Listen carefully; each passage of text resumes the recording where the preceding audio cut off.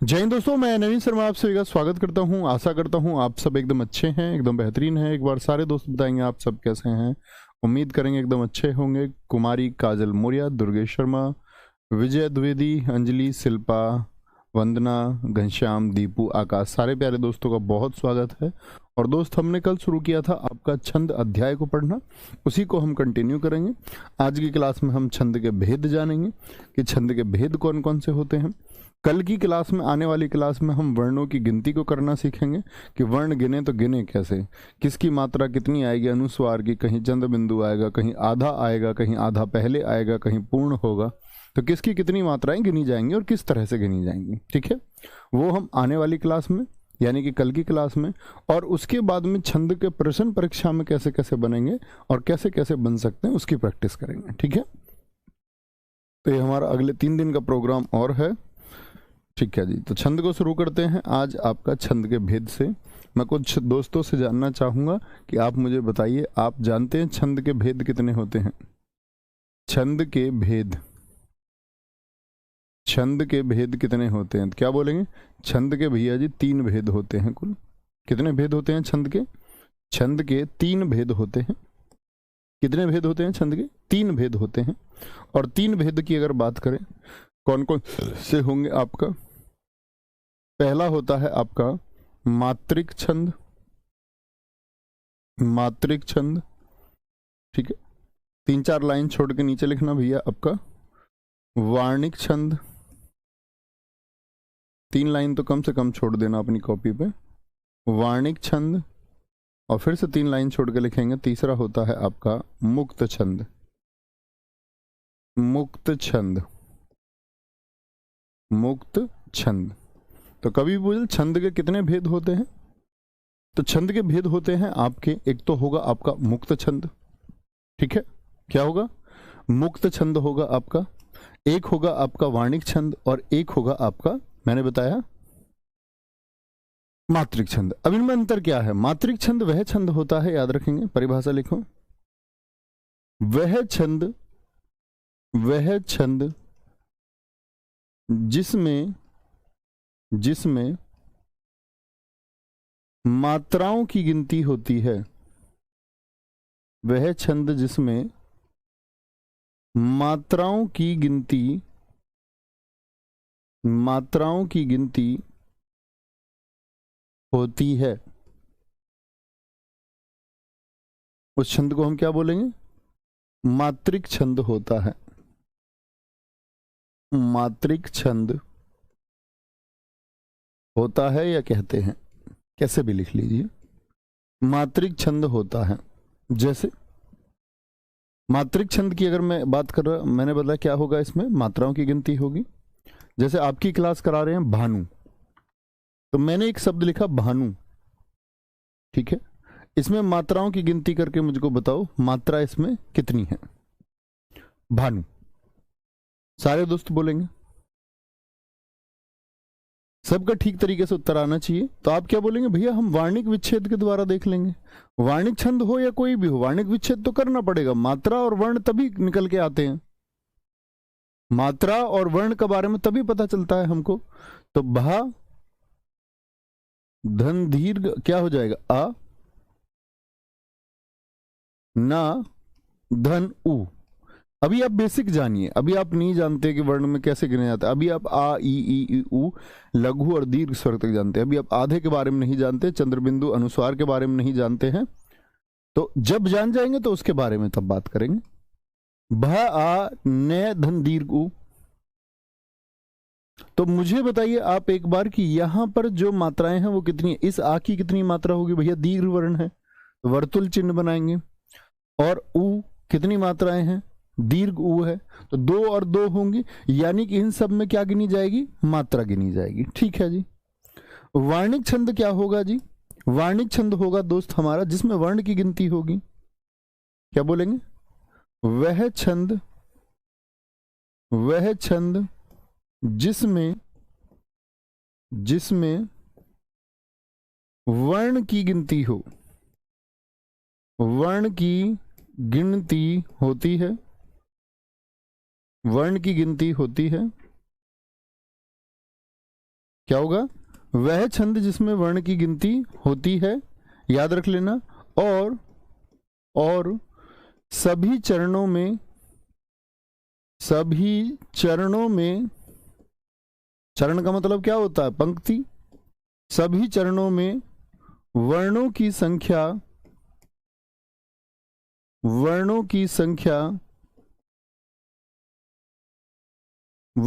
संख्या लघु, यानी लघु भी होता है और गुरु वर्ण भी होता है। लघु और गुरु वर्णों की संख्या लघु और गुरु का क्रम भी समान होता है। आपको फोकस करना है किस एक चीज पे? आप कहेंगे भैया इसको ऊपर कर देते हैं। आप कहेंगे कि इसमें तो मात्रिक छंद में हमने गिनती की मात्राओं की, मात्रिक छंद में हमने गिनती कही किसकी? मात्राओं की। और आगे अब बात करें वार्णिक छंद में किसकी गिनती करेंगे? तो आप कहेंगे भैया इसमें गिनती करेंगे वर्ण की। वर्ण और मात्रा का अंतर आप समझते होंगे। मात्राएं क्या हैं? स्वर हैं। लेकिन जब हम वर्ण को गिनने बैठेंगे तो हम स्वर को नहीं गिनेंगे। स्वर को किस में गिना जाएगा? या मैं ऐसे कह सकता हूं मात्रिक छंद में देखो मात्रा किसकी होती है? आप लिख लेना, मात्रा सिर्फ स्वर की होती है। ये हमने वर्णमाला में भी बात की थी, जानते हैं ना इस बात को। मात्रा किसकी होती है? व्यंजन की कोई मात्रा होती ही नहीं। क्या बोलेंगे? आपका मात्रा सिर्फ स्वर की होती है। ये बात सारे दोस्त को जानना चाहिए। वार्णिक छंद क्या होता है? इसमें वर्ण की गिनती होगी। और जब कभी भी हम वार्णिक छंद को पढ़ेंगे तो हम एक देखेंगे कि जितने भी चरण का मतलब होता है पंक्ति। जैसे 2 पंक्ति लिखी हुई है आपके सामने, 2 पंक्ति, 1 2, तो क्या बोलेंगे? इसमें जो वर्ण की गिनती होती है तो सारे चरणों में जो वर्ण की संख्या आएगी, लघु और गुरु, पहले चरण में जैसे अगर लघु पहले आ गया ना और फिर गुरु वर्ण आ रहा तो नीचे भी सेम रिपीटेशन होता है। वहां तो एक गिनती होगी सिर्फ किसकी? मात्राओं की। वो टोटल वहां पर हम गिनेंगे। यहां तो क्रम भी समान होगा। ये हम जानेंगे कैसे होता है। ठीक है, तो वार्णिक छंद में किसकी गिनती होगी? जानने की बात यह है कि भैया जी गिनती होती है आपका वर्ण की। तो राकेश में गिनती करके दिखाइए। जैसे राकेश एक शब्द है तो आप पहले तो इसका वार्णिक विच्छेद करेंगे।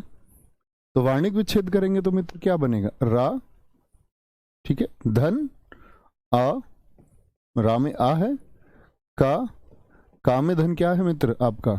बोलो, ए है। और भैया आपका क्या बोलेंगे भाई साहब? क्या है इसमें? सा धन ए है। हो गया।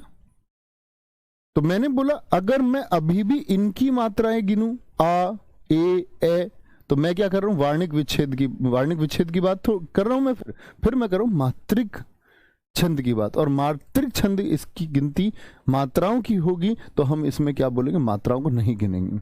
इसमें गिनना है वर्ण को और इनकी होती है गिनती। कितने हो गया? 1 वर्ण, यानी कि व्यंजन की गिनती होगी 2 और 3, कुल मिलाकर के 3 हो गए। क्या बोलोगे? कुल 3 वर्ण हैं। कुल 3 वर्ण हैं। और साफ साफ भी आपको दिखता था। अब ये मत कहने लगना भैया 6 वर्ण हैं, क्योंकि 6 क्यों नहीं है? क्योंकि दोस्त रा एक वर्ण है और स्वर के साथ में बंधा हुआ है। का एक वर्ण है जो ए के साथ में बंधा हुआ है और सा सलजम एक वर्ण है जो ए के साथ में बंधा हुआ है। ठीक है, कोई दिक्कत, कोई परेशानी? तो कुल कितने वर्ण हैं? 3 वर्ण हैं। अभी हम आसान सी बात कर रहे हैं ताकि हम बेसिक्स को जाने पहले, और फिर हम आप किसी भी शब्द की मात्राएं गिन पाएंगे।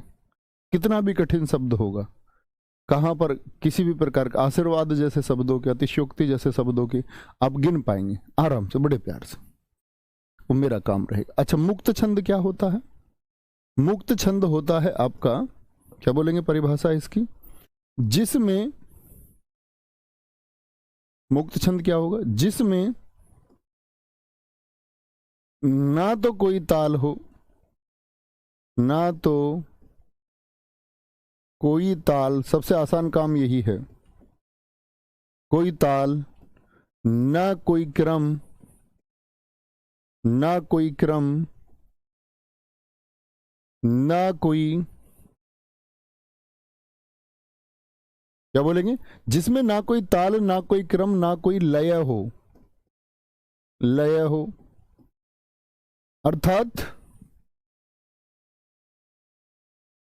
अर्थात क्या बोलेंगे, जिसमें ना तो, कभी परीक्षा में नहीं पूछा जाएगा आपसे, जिसमें ना तो वर्ण की गिनती हो, वर्ण की गिनती हो,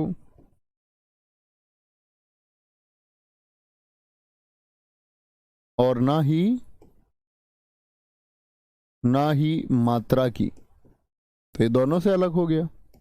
तो ये नई शायरियां जो हैं, तोड़ फोड़ के जो कुछ लिख देता है, ठीक है, कोई दिक्कत। कादिल अंसारी कह रहे हैं सर मात्राएं डायरेक्ट कैसे गिन सकते? डायरेक्ट गिन लेंगे, अभी उस पक्ष की तरफ मत जाओ, आप ही गिनेंगे।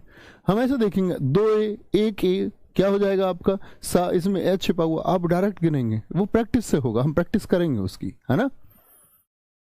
उसके लिए आपको कल की कक्षा का इंतजार करना पड़ेगा दोस्त, मात्राएं गिनने के लिए एक क्रम से हमको चलना है। तो मुक्त छंद जान गए। तो सबसे पहले हमने पढ़ा दोस्त आपका मात्रिक छंद को। तो हेडिंग बनाइए मात्रिक छंद। मात्रिक छंद में किसकी गिनती होगी भैया? अब परिभाषा बार बार लिखने की जरूरत तो नहीं। मात्रिक छंद वह होगा जिसमें मात्राओं की गिनती होती है, और ये 3 प्रकार के होते हैं मात्रिक छंद में। एक तो होंगे सम मात्रिक, यानी हर चरण में मात्रा समान होंगी, सममात्रिक छंद होंगे।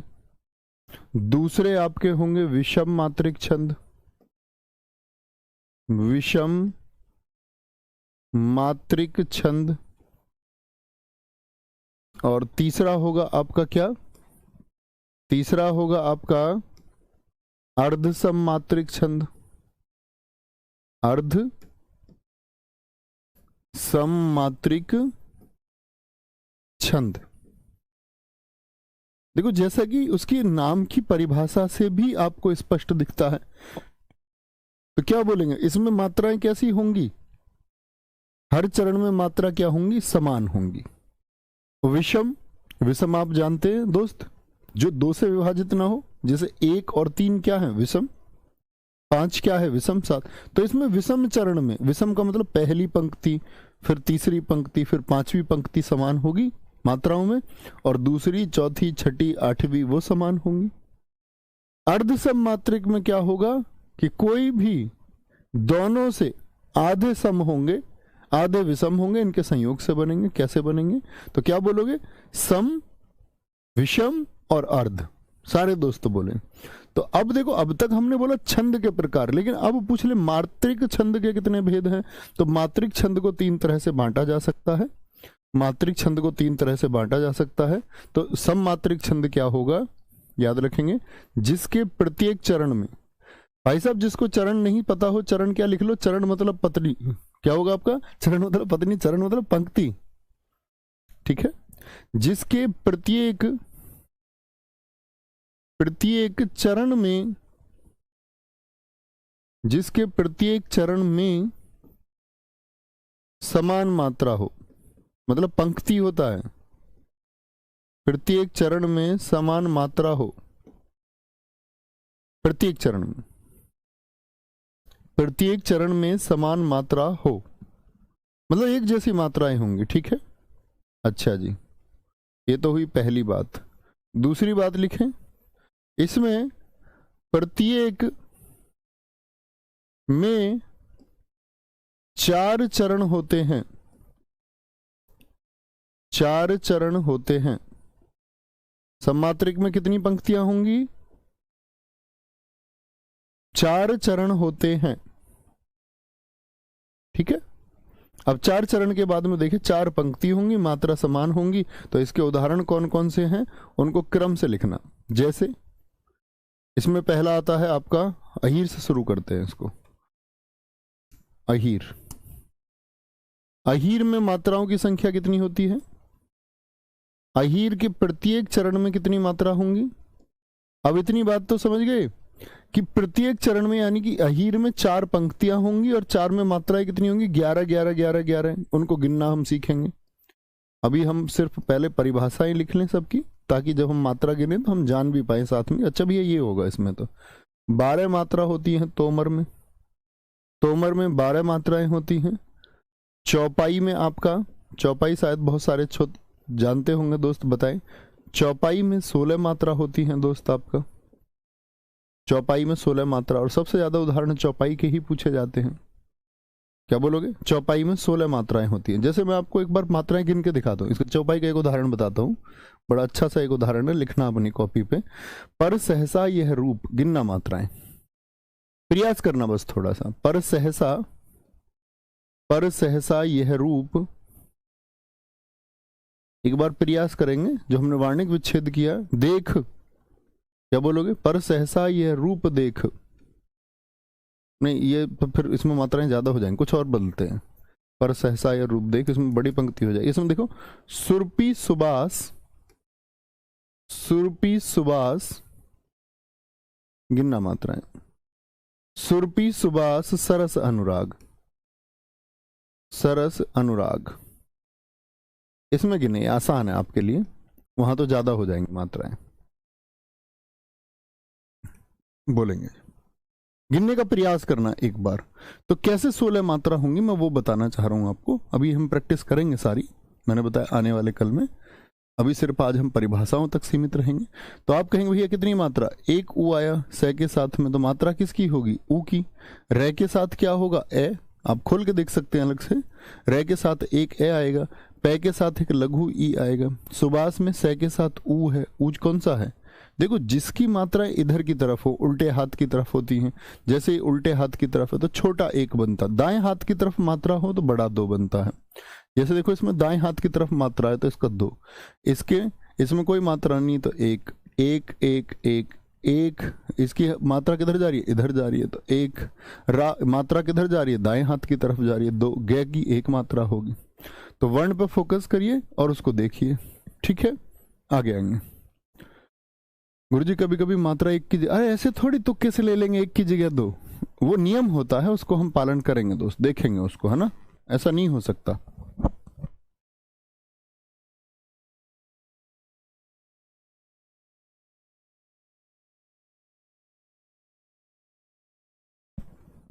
आगे आएंगे, लिखिए भैया फटाफट से, सारे दोस्तों का उत्तर आना चाहिए। अब देखो, इसमें कम आई कि ज्यादा आई?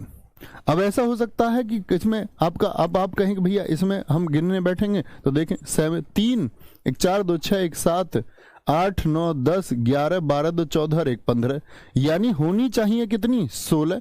तो सुरपी में हमने किया 3, सुबास में हमने किया आपका 4 मात्रा, सरस में 3 मात्राएं, अनुराग में कितनी मात्राएं हो गई? बोलेंगे भाई फटाफट से। तो आप कहेंगे भैया 15 मात्रा हो रही है, तो चौपाई तो नहीं हो सकता। तो चौपाई नहीं हो सकता तो इसका मतलब हमने कहीं गलती की, तो ये अनुराग की जगह होता अनुरागा, अनुराग की जगह क्या होता? अनुरागा होता है। और यदि ये अनुरागा हो जाए तो यहां पर मात्राएं कितनी हो जाएंगे? बोलेंगे, गा की जगह अगर गा हो जाए तो ये जो एक मात्रा है, ये मात्रा क्या हो जाएगी आपका? ये मात्रा क्या हो जाएगी? 2 हो जाएगी। क्या हो जाएगी? 2। और होता भी अनुरागा ही है। सुरपी सुभाष मात्राएं समान रहेंगी, सरस अनुरागा। तो आप क्या बोलेंगे भैया? अनुराग से तो 15 मात्राएं होती हैं, तो अनुरागा सही है, और अनुरागा से बनती हैं आपकी 16। 15 गिने होंगे आपने। यदि ये अंतर समझे कि एक मात्रिक था आपका गे, जैसे ही गा किया तो द्विमात्रिक हो गया, तो अनुरागा सही होता है। इसीलिए हमारी 15 आएंगी, और हम अनुरागा करेंगे तो 16 आएंगे। ठीक है, समझे बात को? और एक हमारे बहुत सारे मित्रों ने लिखा भी था इसको, रामनिवास जी, आकाश जी, अनुराग की जगह अनुरागा होगा। बहुत शानदार, समझे? इस तरह से हम मात्राएं गिनेंगे, ये हमारा कल का काम होगा। अभी आज हम सबकी परिभाषाएं जान लेते हैं। क्या बोलेंगे जी? चौपाई होगा आपका 16 मात्राओं का, और चौपाई के बाद में आपका आएगा इसमें, चौपाई के बाद में राधिका आएगा। राधिका में 22 मात्राएं होती हैं। राधिका के प्रत्येक चरण में कितनी मात्रा होंगी? 22 मात्रा। आसान तो आप गिन लेंगे, लेकिन बहुत सारे टिपिकल वर्ड भी कभी कभी आ जाते हैं। ठीक है, राधिका हो गया। रोला आएगा आपका, रोला में आपकी आ जाएंगी 24 मात्राएं। क्या बोलोगे? 24 मात्रा आएंगी, और 24 मात्रा वो रहेंगी आपका 11 13 के क्रम में। ये बात आगे लिख लेंगे, यानी 11 फिर 13 होंगी, कॉमा लगा हुआ मिलेगा आपको। सबके उदाहरण हम करेंगे। गीतिका में होंगी आपकी कितनी, बताएं भैया? गीतिका में जो मात्राएं होंगी, गीतिका में होंगी 26 मात्रा, 26 मात्रा, ठीक है। 26 साल की गीत गा रही हैं और 14 और 12, यानी 14 पर एक कॉमा मिलेगा, उसके बाद में 12 गीतिका हो गया। फिर सरसी आता है, सरसी, सरसी में होती है आपकी 27 मात्रा, इसमें कोई क्रम नहीं होगा, कोई यति नहीं होगी, यति का मतलब विराम है, कॉमा क्या है, ये विराम है। 27 मात्रा किसमें होंगी आपका, वो होंगी आपका सरसी में, ठीक है। सरसी के बाद में इसमें आता हरि गीतिका 28 पर, हरि गीतिका, हरि गीतिका के प्रत्येक चरण में कितनी होंगी आपका 28 मात्रा होंगी, और वो 28 मात्रा होंगी, 16 के बाद में एक कॉमा होगा पंक्तियों में, और फिर 12 होंगे हरि गीतिका। एक आपका तांटक होता है, तांटक आएगा आपका 30 पर, तांटक में कितनी मात्राएं होंगी, पूरे वर्ण में अगर 30 मात्रा हुई और वो आपसे पूछेगा कौन सा मात्रिक छंद है तो हम कहेंगे तांटक होगा, क्रम कोई नहीं। फिर आता है आपका वीर या आल्हा, आल्हा सममात्रिक छंद, इसमें होंगी आपकी प्रत्येक चरण में 31 मात्रा। इस बात को समझ रहे हो ना दोस्त, प्रत्येक चरण, जैसे हमने अभी एक पंक्ति लिखी थी, एक पंक्ति लिखी थी हमने, सर अहीर में कैसे होगा, बच्चा अभी ये नहीं पूछेंगे, सबके उदाहरण करेंगे तो हम वर्षों तक लिखते रहेंगे इसको। अभी पहले एक टेबल बना लीजिए, टेबल बनाने के बाद में जब हम मात्राओं की प्रैक्टिस पर आएंगे और मैं आपको मात्राएं सिखाऊंगा, तब मैं आपसे पूछूंगा उस समय अहीर में कितनी होती है, तब ये चीज का क्रम बनता है। क्योंकि बिगर क्रम के पढ़ोगे तो फिर तो अहीर ही जानते रह जाओगे आज आज में, ठीक है। जब मैं आपको मात्राएं बता दूंगा तो 11 मात्रा होंगी, तो सोचना क्या, 16 था चौपाई, प्रत्येक चरण में 11 मात्रा, तो अहीर जैसे चौपाई में होगा ऐसे ही होगा, ठीक है। इतनी बात लिख चुके, बोलेंगे मैं इतनी बात में किसी को कोई दिक्कत। दूसरी बात हमने की थी किसकी, एक बार नोट कर लेंगे तब आगे चलेंगे।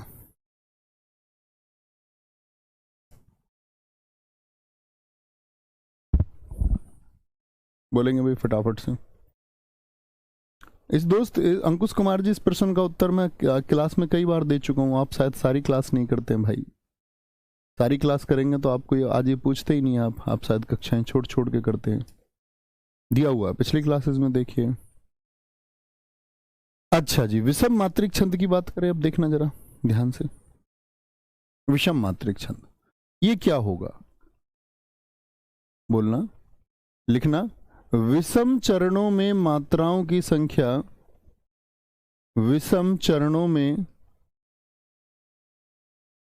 विषम चरणों में मात्राओं की संख्या, मात्राओं की संख्या समान होती है, समान होती है। विषम चरण कैसे होंगे जी, विषम चरणों की अगर मैं आपको बात बताऊं, जैसे कोई पंक्ति लिखी हुई है ऐसे, यहां कॉमा, फिर एक पंक्ति लिखी हुई है, अगर मैं बात करूं यहां एक पंक्ति लिखी हुई है कॉमा, फिर आगे एक पंक्ति लिखी हुई है, तो यहां यति आ गई तो ये क्या हो गया, ये पहला चरण हो गया, ये आपका दूसरा चरण हो गया, ये आपका तीसरा चरण हो गया, ये आपका चौथा चरण हो गया। विषम मात्रिक छंद इस प्रकार से मिलेंगे, ठीक है, देखेंगे ध्यान से। बहुत बढ़िया पूजा राव जी, बहुत अच्छा करते हैं आप, वेरी गुड। कीजिए, कल की क्लास में इसका उत्तर दे चुके भाई, कल की क्लास देखिए। 1 2 3 4, तो आप कहेंगे भैया विषम चरण कौन कौन से हैं, 1 और 3, और इधर अब इनको ये मत बोलना 2 और 4 तो सम चरण हुए जी, विषम का मतलब है यहां पर एक छोड़ करके एक, क्या बोलेंगे, एक छोड़ करके एक, अपना कोई लॉजिक नहीं लगाना है। देखो शकील जी ने लॉजिक लगाया है अपना, वो कह रहे हैं कि सम मात्रिक चरण में प्रत्येक चरण में समान मात्रा हो। सम मात्रा की मैंने बात की नहीं, कह रहे 11 एक सम संख्या है, 11 एक सम संख्या नहीं है दोस्त, गणित नहीं लगाना है, हिंदी में गणित नहीं लगाना है, ठीक है। तो 11 मैंने सम नहीं बोला, मैंने बोला समान मात्रा होंगी, यानी इसके प्रत्येक चरण में 11 11 11 11, पहले में 11 मात्रा तो दूसरे में भी 11, तीसरे में 11, ये समान है, समान मात्रा, सम मात्रा नहीं है। फिर तो आपने वीर और आला में नहीं देखा 31,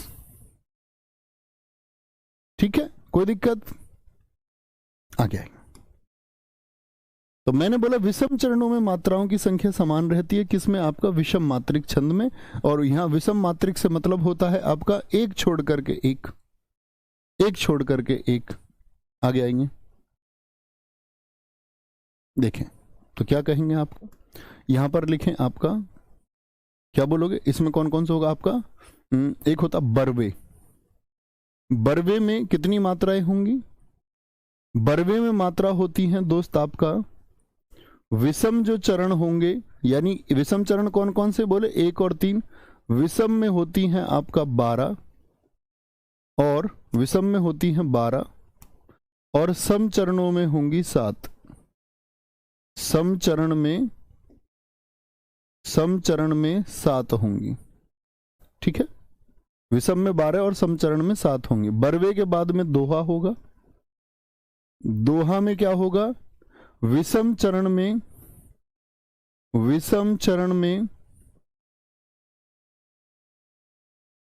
13 और सम चरण में कितनी होंगी? जो सम चरण कौन कौन से? 2 और 4, तो सम चरण में होंगी 11, ठीक है। तीसरा हम चलेंगे किस पर? सोरठा। सोर उठा, इसमें विषम चरण में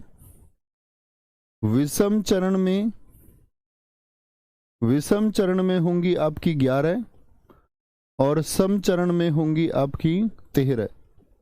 ऐसा 24 का कोई और भी लिखवाया मैंने आपको, जरा देखें अपनी कॉपी में। 24 का ऐसा कोई और भी लिखवाया क्या मैंने आपको सम मात्रिक में? उल्लाला। उल्लाला में क्या होंगी? विषम में आपका 15, सॉरी, विषम चरण में 15 और सम चरण में आपका 13, यानी कुल 18 मात्राएं होंगी। कुल 18 मात्राएं होंगी। कितनी मात्राएं होंगी? कुल 18 मात्राएं होंगी। यहां देखना भाई साहब जरा ध्यान से, क्या बात मैं आपसे कर रहा हूं। वहां तो समान होंगी हर चरण में, ठीक है। हर चरण में समान मात्रा होगी, यानी कि 4 पंक्तियां लिखी हुई हैं। कितने चरण होते हैं सममात्रिक में, जरा आंसर करें तो भैया 4 चरण अर्थात 4 पंक्तियां होंगी। और प्रत्येक में अगर हम मात्राएं जब गिनने बैठेंगे तो मान के चलिए आ जाती हैं 31, इसमें 31, इसमें 31, इसमें 31। तो आप किस निष्कर्ष पर पहुंचेंगे? आप कहेंगे भैया मेरा निष्कर्ष ये कहता है कि अब तो आल्हा हो जाएगा या वीर हो जाएगा। होगा या नहीं होगा? प्रत्येक चरण में आप गिनोगे 4 चरण होंगे परीक्षा में आपके सामने। विकल्प नीचे दिया होगा, आपको पूछेगा कौन सा सममात्रिक छंद है। जैसे वो दे देगा सममात्रिक छंद आपका चौपाई है, चौपाई है, और रोला है, रोला, सोरठा है, ऐसे बोलेगा क्या? नहीं, वो एक ही मात्रा के छंदों को देता है, क्योंकि वो जानता है कि अभी मुझे मात्राओं की गिनती करवाने, तो चौपाई दे देगा, रोला दे देगा, तांटक दे देगा, मानव दे देगा। मानव में 14 मात्राएं होती हैं, मानव में भी 14 मात्राएं होती है, लिख सकते हैं आप, ऐसे पूछा नहीं जाता कभी, मान के चले दे देता है। तो आप गिनने बैठे कि हर किसी में आई आपकी मात्राएं कितनी, आप कहेंगे भैया 16 आई, तो प्रत्येक 4 चरण होंगे और प्रत्येक में 16 होंगी, तो किस निष्कर्ष पर आप पहुंचेंगे? बोले किस निष्कर्ष पर आप पहुंचेंगे? तो क्या कहेंगे आप कि भैया आधे समान होंगे। क्या होंगे आपके? आधे समान होंगे। इसमें क्या बोलेंगे आपका? आधे इसमें समान हो जाएंगे और आधे इसमें समान हो जाएंगे, तो आप क्या बोलेंगे? 16 16 16 16 16, यानी ये सममात्रिक हो गया। ये क्या हो गया? सममात्रिक हो गया।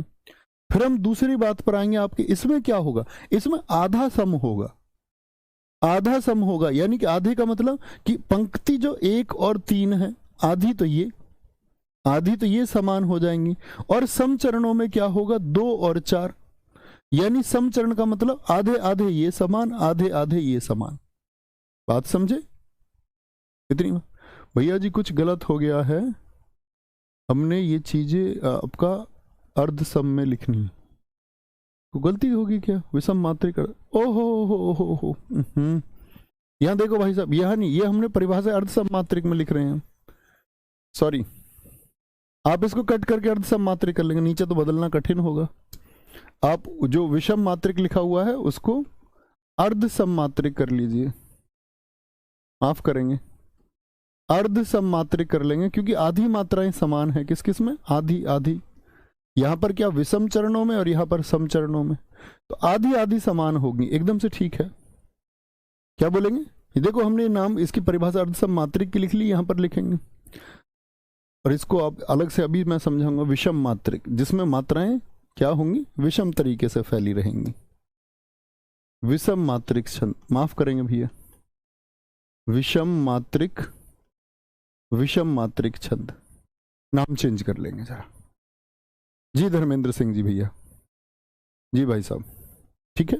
तो क्या बोलेंगे? अर्ध सममात्रिक की बात करें तो अर्ध सममात्रिक मतलब आधे आधे समान होंगे। तो हमको यति मिलेगी 12/7 पर, दोहा मिलेगा 13/11। इसको बोलते हैं हम दोह का धोखा। दहेज में 2 का धोखा। 13 लाख देने की बात थी और दिए कितने? 11 लाख। तो धोखा कितने का हो गया? 2 का धोखा। आप याद रखेंगे दोहा मात्राएं किस तरह से हैं? 13/11। शोर उठा, 11 लाख देने की बात थी, उन्होंने और 2 लाख फालतू दिए, 13 लाख दे दिए। तो क्या हो जाएगा बताएंगे जरा? आप कहेंगे भैया शोर उठेगा। क्या बोलोगे भैया? शोर उठेगा। तो आधे जो होंगे, आधे में तो होंगी 11/11 मात्राएं, यानी कि ऐसे पंक्ति लिखी होगी, ऐसे पंक्तियां लिखी होंगी आपका। तो इस वाले में कितनी मात्राएं आएंगी आपकी? 11, फिर 13 आ रही है, कॉमा बीच में यति भी आपको वाक्य में मिलेगा, कॉमा लगो, यहां 11 और यहां 13। तो आप क्या कहेंगे? आप क्या कहेंगे? बोलेंगे भी फटाफट से। आप कहेंगे भैया, आप कहेंगे कि भैया शोर उठा। लेकिन दोस्त, अगर यहां पर मात्राएं आ जाए, आपसे पूछे 13/11 13/11 13/11 और 13/11, तो क्या कहेंगे? जितेंद्र सिंह कह रहे हैं सर मैं काफी टाइम से बोल रहा था। हाँ भाई साहब, मैंने देखा नहीं, सॉरी, मैं देख नहीं पाया। ठीक है, ये बोलो एक बार, 13/13/11/11, 13/13/11/11, यहां तक की बात में क्या बोलोगे? बोलेंगे एक बार। कोई दिक्कत, कोई परेशानी? शिवम जी कह रहे हैं सर इसकी परिभाषा से, हाँ परिभाषा सही है एकदम। विषम चरणों में मात्राओं की संख्या समान रहेगी, यही अर्ध सममात्रिक है। उसी को हम समझ रहे थे, उसी की वजह से हमने उसको देखा नहीं। ठीक है, शोर उठा। अच्छा जी, उल्लाला 15/13, ये तो याद कर लेना, 2 इनमें कंफ्यूजन होता है। अब 24 मात्राएं मैंने आपको बताई, वो भी मैं आपको बताऊंगा, बड़ा कंफ्यूजन बच्चों को इसमें भी होता है। विषम मात्रिक में तो कोई दिक्कत नहीं होगी। इसमें तो क्या होगी? प्रत्येक चरण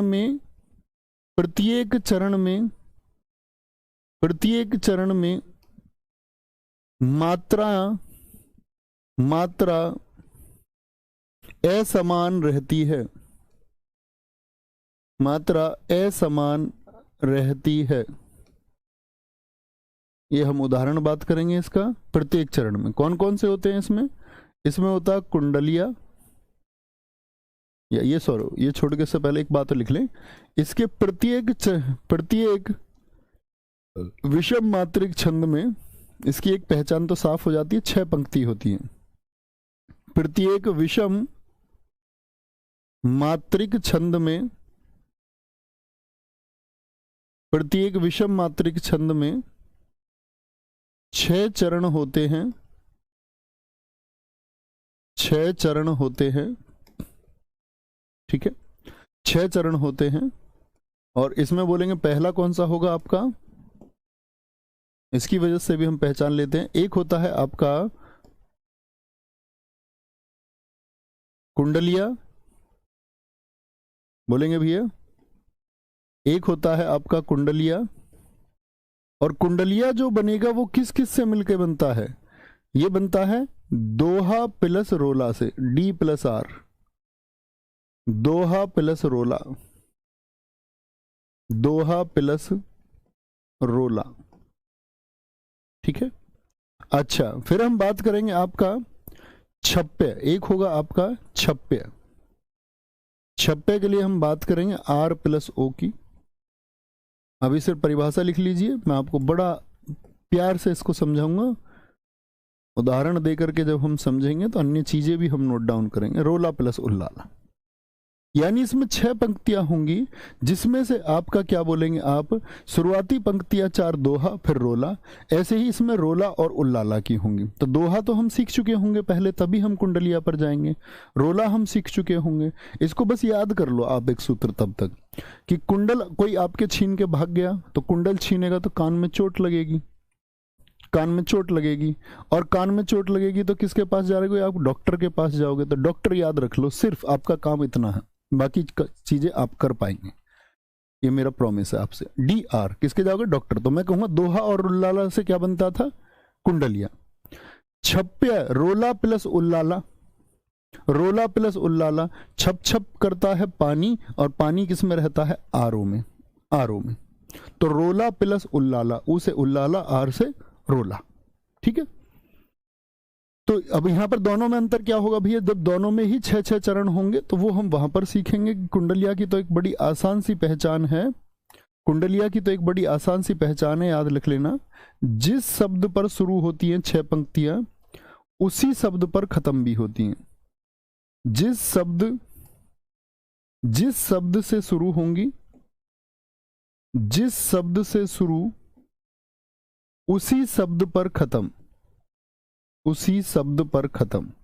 अब आप उसको देख लोगे, मात्राएं थोड़ी गिनोगे, आपको मिले एग्जाम में 6 चरण, आपने देखा पहला शब्द भी वही, अंतिम भी वही, क्यों मात्राएं हम गिनेंगे, सीधे हम कुंडलिया कर देंगे। और अगर पहले और छठे में कुंडलिया नहीं है तो हम छप्पे चुन लेंगे, पहला और अंतिम। मतलब कि 6 पंक्तियां होंगी दोस्त आपकी, ऐसे 6 चरण एग्जाम में देगा। अगर उसको कुंडलिया पूछा है तो 6 से कम में कात नहीं बनेगी, 6 देने ही होंगे। तो यहां पर एक शब्द लिखा हुआ है रस, और अंतिम शब्द भी क्या लिखा हुआ है, रस। तो क्या चुन लेंगे, कुंडलिया। और नहीं है समान तो क्या चुन लोगे, छप्पे। 2 ही तो है, और कुछ याद करने की आवश्यकता ही नहीं है। लेकिन कभी कभी परीक्षा में पूछ लेता है विषम मात्रिक छंद में कितने चरण होते हैं, आप कहेंगे 6। आपसे पूछे कुंडलिया का निर्माण किस किस से मिलकर के होता है, ये भी पूछ लेता है। तो कुंडल डॉक्टर बोलो, याद रहेगा, दोहा प्लस रोला। और अगर छप्पे की बात करें तो रोला प्लस उल्लाला। हम मात्राएं भी गिनेंगे, ठीक है। बहुत बढ़िया, बहुत बोले जी, बहुत बढ़िया। एक बच्चे ने कहा कुंडल तेरे नाम के, तेरे नाम से ही खत्म। बहुत शानदार। मतलब जिससे शुरू होगा, सारे तुम कवि हो, जिससे शुरू होगा उसी शब्द पर खत्म होगा। बोलेंगे भी फटाफट से। कोई भी परेशानी है मित्र इस बात में, किसी भी मेरे साथी को शायद कोई दिक्कत नहीं होनी चाहिए। और अभी तो सिर्फ परिभाषाएं, अभी तो हमको जानना है कि भाई हम मात्राएं गिनेंगे। वहां मैं आपसे पूछूंगा भैया दोहा में कितनी मात्राएं बताई थी, तो तब तुमको पता होना चाहिए। दोहा मतलब 2 का धोखा, 13 की बात 11 होंगी। अच्छा, आप एक बात सोच रहे होंगे, अब जो अच्छे छात्र होंगे उन्होंने एक बात पर फोकस किया होगा। वापस हम चलते हैं। आपने एक बात पर फोकस किया होगा दोस्त, कि आप देखिए यहां पर सोरठा लिखा हुआ है। कितनी मात्राएं हुई सोरठा में टोटल, सोरठा को भाई साहब देखिए कुल कितनी मात्राएं हुई, विषम चरण में हुई आपका कितनी, 11। सोर उठा है 2 फालतू। बोलेंगे भी फटाफट, सर किसी और में 6 पंक्ति नहीं होती क्या? बेटा आप कक्षा में है या कहीं और हैं? बताया ना, जो सब मात्रिक उसमें 4 चरण होंगे। जब मैं आपको अर्ध सम मात्रिक बताऊंगा तब बताऊंगा, उसके ज्यादातर उदाहरण 2 पंक्ति के होते हैं, वो हम प्रैक्टिस में सीखेंगे। और जो विषम मात्रिक उसमें 6 चरण होते हैं, तो किसी और में 6 क्यों होंगे जब उसमें 6 होते हैं? तो ठीक है, बोलो जी भाई साहब, इतनी बात में कोई दिक्कत? सोरठा में कितनी है, और सोरठा के अलावा रोला में भी देखिए जरा ध्यान से। तो भैया जब हम मात्राएं गिनने बैठेंगे, अगर कभी मात्राओं की संख्या में उसने, हालांकि कभी देता नहीं परीक्षा में वो ऐसे कि सोरठा भी विकल्प में दे दिया और रोला भी दे दिया, ऐसा कभी करेगा नहीं। लेकिन मान के चलिए अगर वह ऐसा कर देता है कि सम मात्रिक और अर्ध सम मात्रिक के उदाहरणों को साथ साथ लिख देता है, तो आप कहेंगे भैया बहुत बढ़िया, बहुत सही जी, कोई दिक्कत? तो कंफ्यूजन होगा कि नहीं होगा ये बताओ। आप कहेंगे जी भैया 24 मात्राएं दोनों में है, कंफ्यूजन हो सकता है। तो कहीं अपनी कॉपी पर लिख लीजिए, किनारा बना के एक टेबल बना के लिख लीजिए क्या क्या किस किस में कंफ्यूजन होगा आपको। रोला में भाई सोरठा, रोला मच गया, शोर उठ गया, एक ही जैसे तो है, पर रोला मच गया गांव में, लोग जो भूखे लोग हैं, दहेज के भूखे लोग हैं, उनके लिए तो बड़ी खुशी होती है, दहेज फालतू मिलता है। तो बोलेंगे भैया जो खुश होते हैं उससे, अरे वाह हम भूखों को इतना मिल गया। तो रोला और सोरठा अंतर क्या होगा जी, क्या कहेंगे? रोला और सोरठा क्या कह दे? आप कहेंगे भैया रोला में भी मात्राएं कितनी, 11 और 13 मात्रा। भैया सोरठा में भी 11 13 मात्रा, बड़ा कंफ्यूजन। चलो जी कोई बात नहीं, होने दो।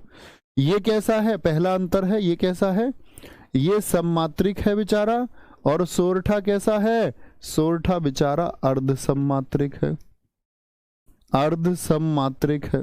चलो जी ये बात भी हम जान गए।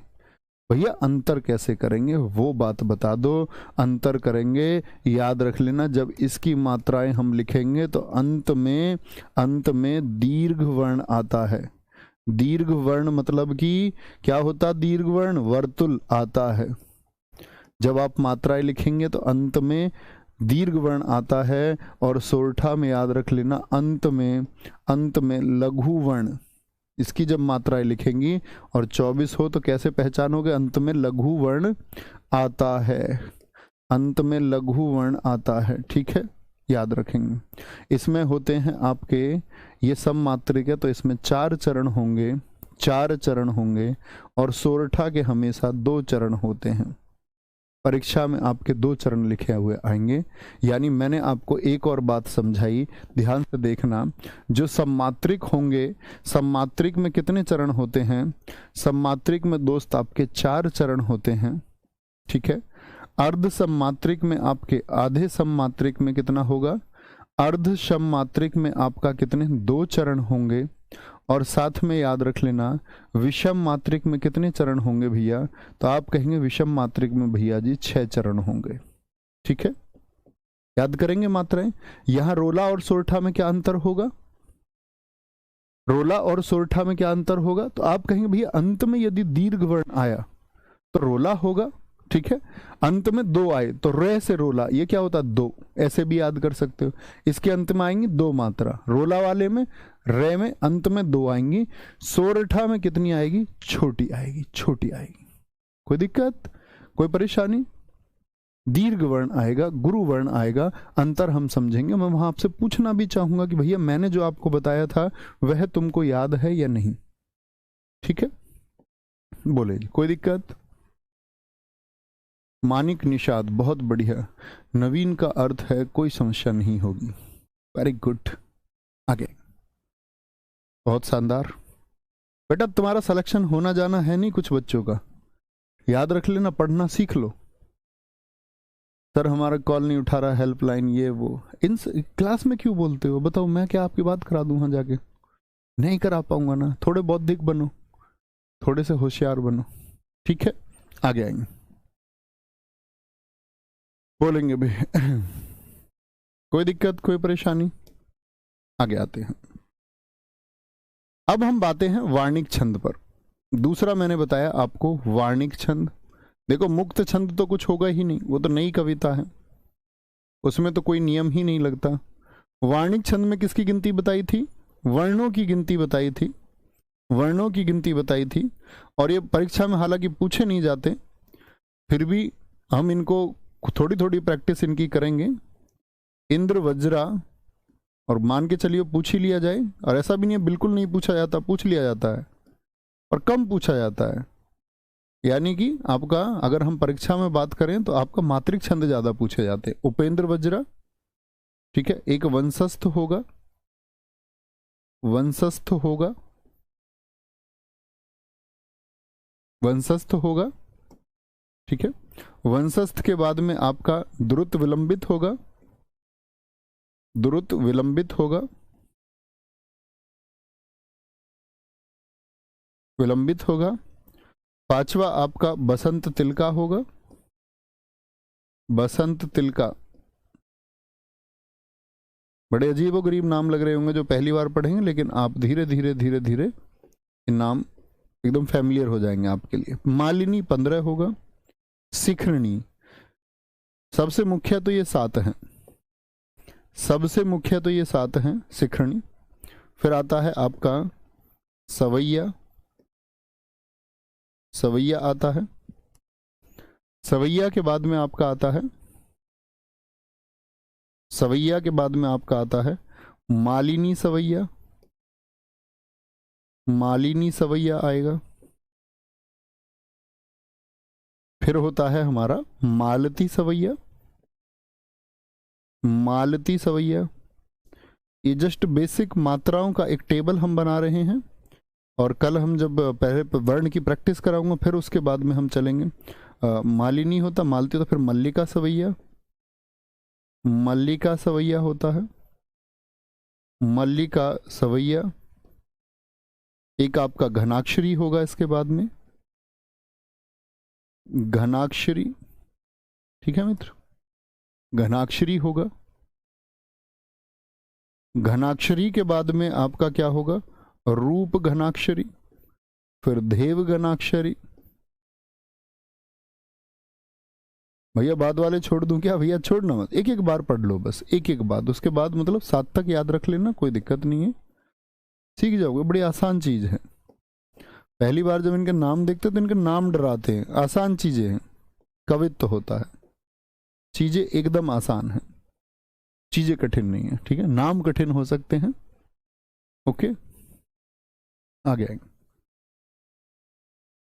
बोलेंगे भाई भैया हिंदी का प्रैक्टिस सेट करा देना यूपी पुलिस के लिए। सब लोगों की डिमांड यही है हर जगह, मैंने बोला तो हुआ था भाई, मैंने कहा था आपकी एग्जाम की डेट आएगी तो मैं आपको प्रैक्टिस सेट करा दूंगा, निश्चिंत रहें। पहले भी कराए मैंने, 6 महीने प्रैक्टिस सेट आपको कराए, लगभग 180 सेट कराए हैं दोस्त, अभी भी कराएंगे। 5 तारीख से सेट शुरू कर देंगे, और जो प्रैक्टिस सेट होगा वो दोनों एग्जाम के लिए समान रूप से, यूपीएसआई के लिए, यूपी कांस्टेबल के लिए उपयोगी होगा, क्योंकि प्रश्न लगभग एक जैसे हैं, और हम उसमें अच्छा से एक लेवल रखेंगे, ठीक है ना, एक अच्छा लेवल हम वहां पर रखेंगे। ओके, क्योंकि यूपीएसआई की अगर बात करें तो यहाँ पर भी उतने ही क्वेश्चन आएंगे आपका 40, और यूपी कांस्टेबल में भी 37 आते, तो रेशियो समान ही रहता है, ठीक है। हरिकेश यादव जी, मुझे उस बारे में जानकारी नहीं है दोस्त, कुछ भी होती तो जरूर देता। क्या बोलेंगे, इंद्र वज्रा। अब इंद्र वज्रा में क्या होगा, इसमें आपके 11 वर्ण होंगे, पूछेगा निम्नलिखित में से कौन सा वार्णिक छंद है। उपेंद्र वज्रा, इसमें वर्णों की गिनती होगी, मात्रा नहीं गिनी जाएंगी। उपेंद्र वज्रा में भी 11 वर्ण होंगे, तो भैया यहाँ तो कंफ्यूजन हो जाएगा, फिर नहीं, कंफ्यूजन नहीं होगा। वंशस्थ और द्रुत विलंबित दोनों में क्या होंगे, 12 वर्ण होंगे। द्रुत विलंबित की बात करें 12 वर्ण होंगे, ठीक है। बसंत तिलका में आपके 14 वर्ण होते हैं, इसमें क्या होंगे, 14 वर्ण होंगे। मालिनी में आपका 15 वर्ण होंगे, कितने होंगे, 15 वर्ण होंगे। शिखरणी की अगर हम बात करेंगे आपका, इसमें 17 वर्ण होंगे, 17 वर्ण होंगे, ठीक है। शिखरणी में कितने होंगे, 17 वर्ण होंगे आपका। सवैया आ जाएगा आपका। एक नोटक और लिख लो इसमें, ये भी पूछ लिया जाता है आपसे, ठीक है। तो टक को हम लिखे, द्रुत विलंबित हो गया, वंशस्थ हो गया, हाँ 12 इसमें लिख लो, ये भी, ये कहीं किनारे पे इसमें ये और लिख लो दोस्त, तोटक, वो तांटक था, ये तोटक है। तोटक भी, इसमें भी 12 वर्ण होते हैं, ये भी तो कंफ्यूज करेगा, ये भी तो कंफ्यूज कर सकता है, पूछा भी जाता है। तोटक में कितने होते हैं आपका, तोटक में 12 वर्ण होंगे, लिख लीजिए इसको भी। तो इन तीनों में 12 वर्ण होंगे भैया, गिनेंगे 12 वर्ण आएंगे, बड़ा कंफ्यूजन होगा, वेट करें, नहीं होगा कंफ्यूजन। सवैया की अगर हम बात करें, सवैया में कितने होते हैं, 22 से 26 वर्ण होंगे। देखो इस 7 के बाद के तो कभी पूछे जाते नहीं, बहुत कम चांसेस हैं। मालिनी सवैया की बात करें तो ये सब इसके प्रकार हैं, तो मैंने वहां बोला 22, तो इसमें 22 वर्ण होंगे। मालती सवैया की अगर बात करें, इसमें 23 हो जाएंगे। मल्लिका सवैया की बात करें तो इसमें 24 हो जाएंगे, क्योंकि 22 से शुरू होते हैं सारे सवैया। घनाक्षरी की बात करें, उसमें 31 से शुरू होता है। घनाक्षरी कितने से पूछा जाता है, घनाक्षरी कितने से, 31 से। रूप घनाक्षरी कितने से, इससे शुरू होकर 32 से। देव घनाक्षरी में 33 वर्ण होंगे, क्या होंगे, 33 वर्ण होंगे। और कवित्व में आपका 31 से 33 वर्ण हो सकते हैं, ठीक है। और इनकी सबसे खास बात क्या है कि घनाक्षरी और कवित्व कभी आपको परीक्षा में एक साथ नहीं मिलेंगे। ओके सर जी, मानव में कितनी मात्राएं होती हैं, 14 होती हैं दीपक शर्मा। सब मात्रिक का मत लिखो, वैसे उसको कभी पूछा नहीं गया परीक्षा में ना। ये बोले जी। अब भैया बात आई कि हम वर्ण गिन लें। वर्ण समझते हैं ना, मैंने आपको बताया यहाँ मात्राएं नहीं गिनी जाएंगी, यहाँ किसकी गिनती होगी मित्र, वर्ण की गिनती होगी। तो भैया जब इंद्र वज्रा को हम गिनेंगे और उपेंद्र वज्रा को, दोनों में को 11 आएंगे, तो कौन सा चुनेंगे? तो एक क्रम होता है। देखो क्रम, इंद्र वज्रा की अगर हम बात करते हैं, इसमें क्या होगा, 2 तगण और 1 जगण होंगे शुरुआत में। अब तगण मुझको बताओ क्या होता है। अब मैं तुमसे पूछूंगा, 2 तगण मैंने कह दिया और मैंने कह दिया 1 जगण होगा, 1 जगण होगा, 2 तगण 1 जगण, ठीक है। जैसे मैं आपसे बोल दूं, एक मैं पंक्ति ही लिख के आपको बताता हूं। यहां पर एक पंक्ति लिखते हैं हम। मैंने लिखा, संसार है एक अरण्य भारी। संसार है एक अरण्य भारी। बहुत कठिन हो सकता है, लेकिन मैं सिर्फ एक उदाहरण आपको बता रहा हूं, क्योंकि मैं कर पाऊंगा अभी आसानी से, आपके लिए भी आसानी नहीं होगी, तो आपको सीखना है। तो मैं भैया इसकी मात्राएं गिनने लगा इंद्र वज्रा की। तो क्या बोलूंगा मैं, समसार, जब अनुस्वार आएगा मैं आपको सिखाऊंगा, ये अभी इससे चिंता नहीं करनी। 2 सा में कितनी होंगी, 2, 1 है की 2 हो जाएंगी, 1 की 2 हो जाएंगी आपका, ठीक है। 1 का 2 हो जाएगा, 2 हो गया, 1 हो गया आपका, सॉरी है का 2 हो जाएगा, यहाँ देखेंगे, संसार 2 हो गया, सा 2 हो गया, रे 1 हो गया आपका, है कितना हो जाएगा यहाँ पे अगर हम देखते हैं, है का 2 हो जाएगा, ए का आपका 2 हो जाएगा, के आपका के का 1 हो जाएगा, 1 हो जाएगा, ए रण्य के यहाँ को 2 हो जाएगा, फिर 1 हो जाएगा। तो यहाँ तक समझिए, बाहरी तो आप जानते हैं 2 और 2 हो जाएगा, ये आप भी सीख जाएंगे, कोई दिक्कत नहीं। अब देखो यहाँ पर एक बात समझना मेरे दोस्त, मैंने जो मात्राएं यहाँ पर लिखी हैं, ये 2, 2, 1, ये किसकी मात्रा है, क्या आप बता सकते हैं मुझे? कौन से गण की मात्रा है? सारे दोस्त बताएंगे कौन से गण की मात्रा है ये। मैंने आपको गण सिखाए थे। तो 2, 2, 1 किसका फॉर्मूला आया था, याद है? बोलेंगे भैया, यमाता राजबहन सलगा, आपको याद है कि नहीं? तो आप कहेंगे भैया 2, 2, 1 आया था किसमें, ताराज में संभव है, ताराज में संभव है, ताराज में संभव है। तो ये क्या आ गया आपका, बोलो, ताराज। ये क्या है, ताराज। तो 2 क्या हो गए शुरुआत में, ये T4 ताराज होगा या नहीं होगा, बोलो, T4 ताराज होगा कि नहीं होगा? ये T4 ताराज है कि नहीं है? इसको बोलिए ये क्या है, ये किसका है, ये गण में से, ये गण कह रहा हूं, सॉरी, गण में से किसका है ये? तो आप कहेंगे भैया 1, 2, 1 जबान का बनता है, जय भय आ ने, तभी तो बनेगा 1, 2, 1, तो ये 1 जे हो गया यानी।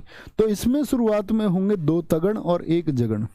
ये जब ही हम देखेंगे जब कंफ्यूजन होगा। अब मान के चलो उसने दे रखे हैं ऑप्शन इंद्र वज्रा, वंशस्थ, बसंत तिलका और 1 शिखरणी, तो फिर तो वर्ण अलग अलग हैं, फिर तो कंफ्यूजन ही नहीं है कोई, फिर तो वर्ण गिना और सिर्फ 11 का इंद्र वज्रा है तो इंद्र वज्रा को चुन लिया। बात, दिक्कत परेशानी तब आएगी मित्र जब आपका इंद्र वज्रा और उपेंद्र वज्रा दोनों विकल्पों में लिखे हुए हैं, दोनों लिखे हुए हैं। सारे दोस्तों ने ताराज लिखा था, बहुत शाबाश। तो 2 तगण होंगे यहां पर। फिर होता है हमारा उपेंद्र वज्रा में 1 जगण आएगा, 1 तगण आएगा, क्या आएगा, 1 जगण, 1 तगण और फिर 1 जगण आएगा, 1 जगण आएगा। तो यहां पर तो 2 तगण आएंगे शुरुआत में, 2T लिख लो, 2T 1J। वंशस्थ की जब हम बात करेंगे तो वंशस्थ में क्या आता है, पहले जगण आएगा, फिर 1 तगण आएगा, फिर आपका जगण आता है, फिर से रगण आएगा, फिर रगड़ आता है आपका। द्रुत विलंबित की अगर हम बात करें, यहां पर क्या होगा, नगण आएगा, फिर 2 बी, फिर क्या बनेगा, सारे दोस्त बोलो बी से कौन सा गण बन सकता है, फिर आपका 1 रगण आएगा। यहां पर नंबर नहीं लिखा हुआ तो 1 ही है। बसंत तिलका की अगर मैं बात करूं तो यहां पर आएगा आपका 1 तगण, 2 B4 भगण, 2 से क्या आएगा आपका जगण, ठीक है। 14 का तो देखो याद करने की जरूरत ही नहीं, क्योंकि 14 में कुछ समान है नहीं। मालिनी की अपनी 15 वर्ण की पहचान होती है। जैसे मालिनी की अगर बात करें, 2 नगण आता है, इसमें 1 मगण आता है और 2 यगण आता है। Y4 यगण, जानते हो ना, गण हमने पढ़े थे, जिसने नहीं पढ़े वो पहले उस क्लास को देखना। यमाता राजभवन सलगा, भाई साहब थम्स अप करेंगे एक बार, याद है ना, भान सलगा क्या बनेगा, आप कहोगे ये यगण हो गया, ये मगण हो गया, ये तगण हो गया, ये रगण हो गया, ये जगण हो गया, ये भगण हो गया, ये नगण हो गया, ये सगण हो गया, और अल्लाह से बनता ही नहीं, कुछ बनेगा ही नहीं। 8 ही तो होते हैं।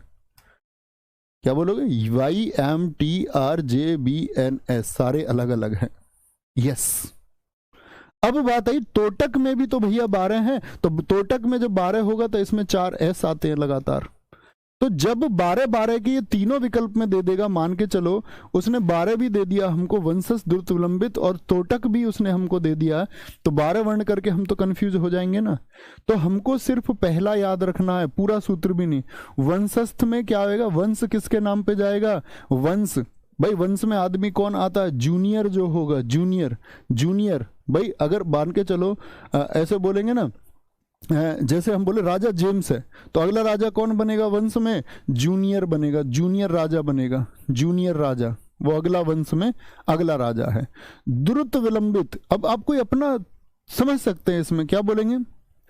द्रुत विलंबित, तो इसमें इसकी शुरुआत होगी एन से, ठीक है, एन से, ठीक है। क्या बोलोगे? विलंब नहीं करना, विलंब नहीं करना, विलंब के लिए नॉट, विलंब नॉट, विलंब नॉट, ऐसे याद रख लो। वंश जाएगा जूनियर के लिए, आप अपने तरीके से भी याद कर सकते हैं। ये हमेशा किससे शुरू होगा? नगण से शुरू होगा। नगण से शुरू होगा तो नगण का क्या होगा? यानी कि नस्ल। तो यानी कि शुरुआत में जो मात्राएं बनेंगी वो एक एक एक बनेंगी, बनेंगी ना नगण में मात्राएं, एक एक एक।